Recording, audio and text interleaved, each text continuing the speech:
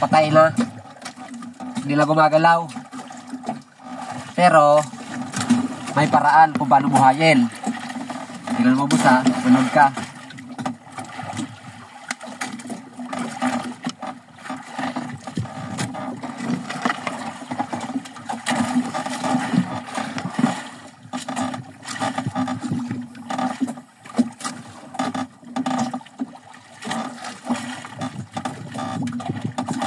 Yan. Extra oversize yan boss. Ilalagay ko yan sa PVC. Isang oras. Ayun na boss oh, yung PVC sa ilalim. Hello.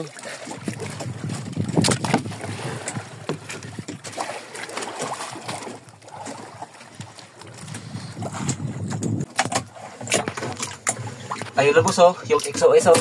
Oh. Kakalagay ko lang dyan. Kuha ko pa lang ng PVC. Hello. Buhay na siya.